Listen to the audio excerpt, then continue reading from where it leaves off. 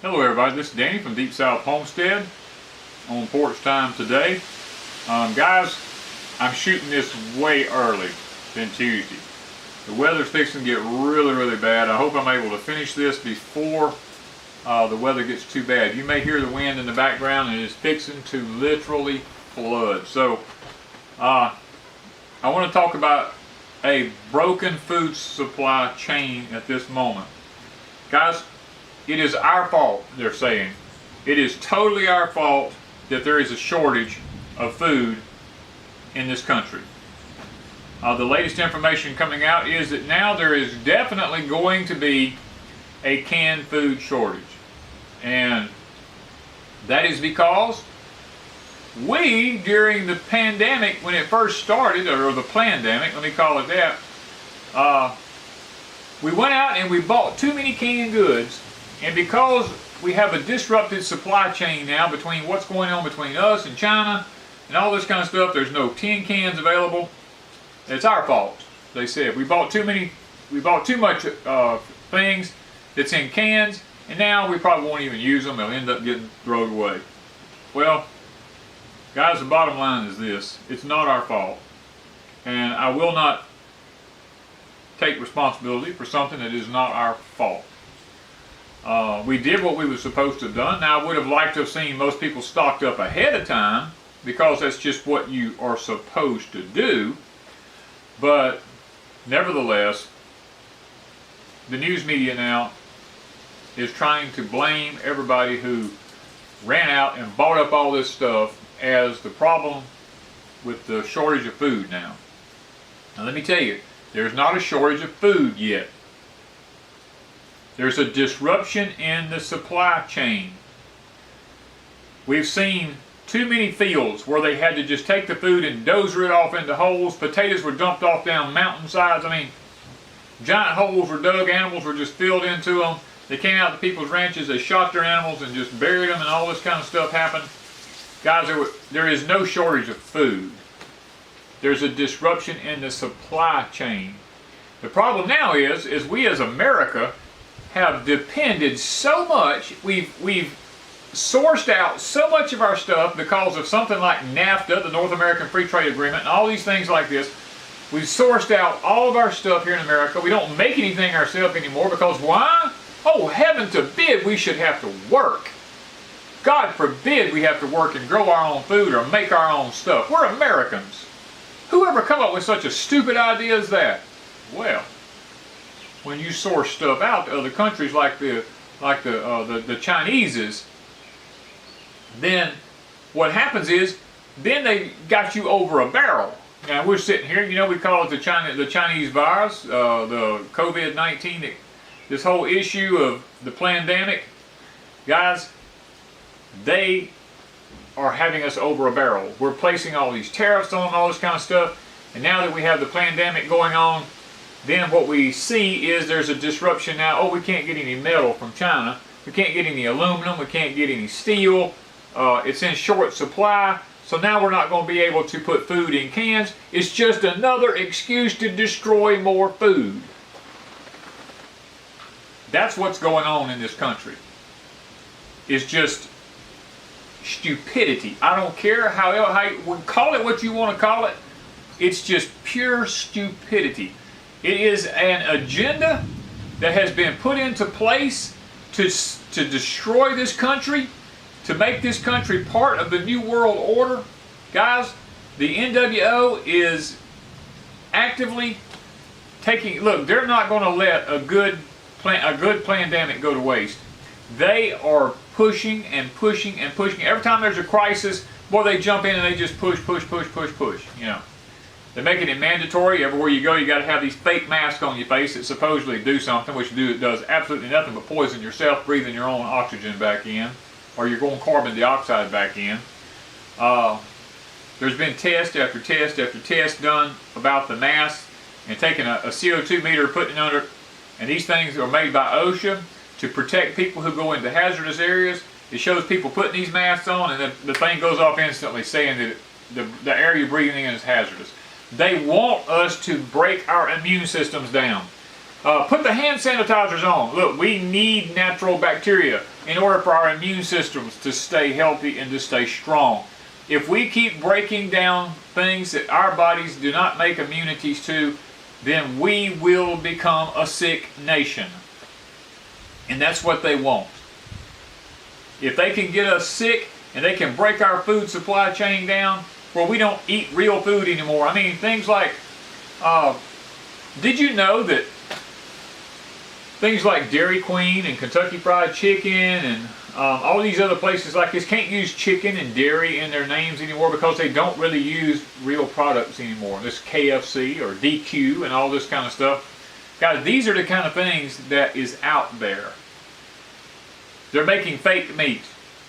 They're making all kinds of fake stuff today.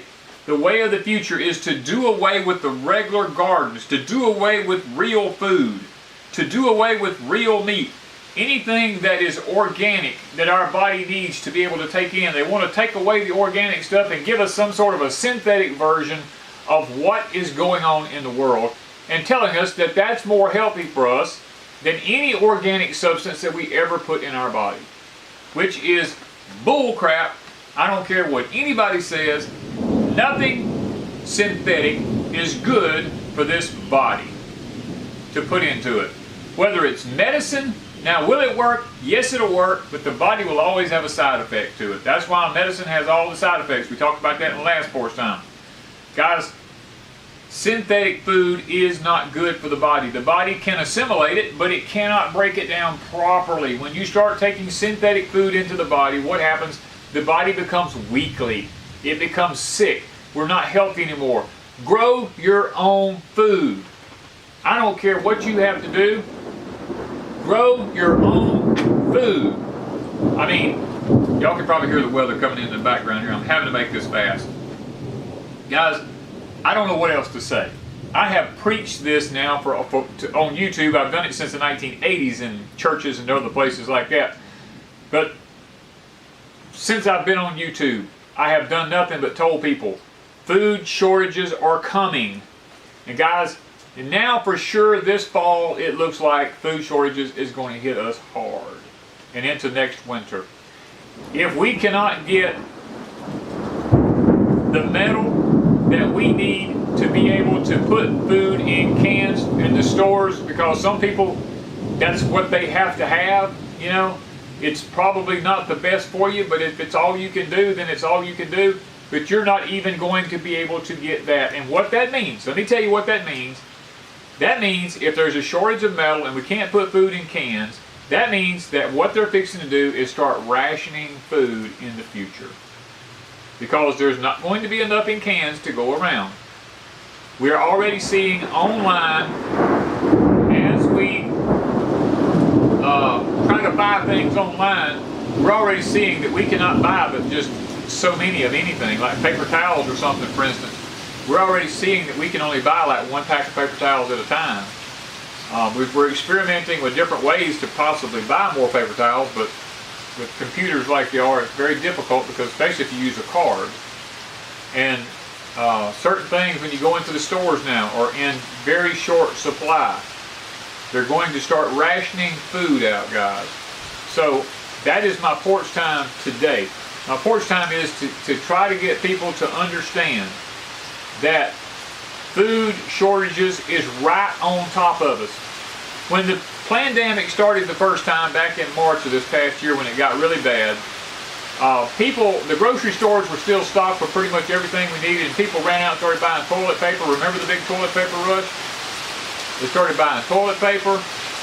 They started buying all kinds of canned stuff. I mean, all this junk they started buying is because it was available. When the second pandemic phase comes through, this stuff may not be available. So what I'm trying to tell you is, get yourself a way to produce your food. And try to do it, guys. I mean, just do the best you can do. Try to make it happen. Try to literally grow anything you can, whether it's in pots, raised beds, containers, whatever you got to do. If you got to grow it inside, then grow it inside. Do whatever you can do. because it is going to be vitally important for you to do this in order for you to be able to survive the coming days and years that this country is fixing to face. Because right behind this is more than likely going to become insect infestations to the point that we can't stop them. As you guys can hear, you hear the rain in the background here and the weather? This will prevent us from having food if this kind of stuff keeps going on. This is day 4 for us. And we're projected to have this all the way up to the day that this fused. Today is early Sunday morning. And I am sitting here and this is what's happening. Guys, yes, I love it for my pond. But this is why Deep South Homestead, we have greenhouses. Because with our greenhouses, this will permit us to still grow our food and not be beat down by the rain and stuff like that. Our plants inside the greenhouse, y'all have seen, are still doing fantastic. They're still doing really well. Guys, I urge each and every one of you, if there's any way possible that you can come up with anything, any way, a greenhouse of any size, to be able to grow something in through this inclement weather, that you do it. Guys, I'm fixing to get off. The wind's getting about 40 to 50 miles an hour. My camera may blow over. I'm getting wet. The camera's getting wet. So I'm going to cut porch time off here today and say, guys, literally, start growing your own food. Get you a greenhouse. Get you places to grow your food. Do something because shortages are coming. This is urgent. Shortages are right around the corner. They are literally trying their best to manipulate this food supply chain so that they can ration out food in the very near future, guys. So please, take this to heart and do what you can before it gets too late. Guys, I love you. I appreciate you. The weather's getting bad here. I'm going to have to go inside so my camera system doesn't get too wet. But thank you once again for watching Porch Time. And guys, leave some comments down below. Let me know what you're doing. Let me know what's going on. And I will see you in the next video. Thank you guys from Deep South Homestead.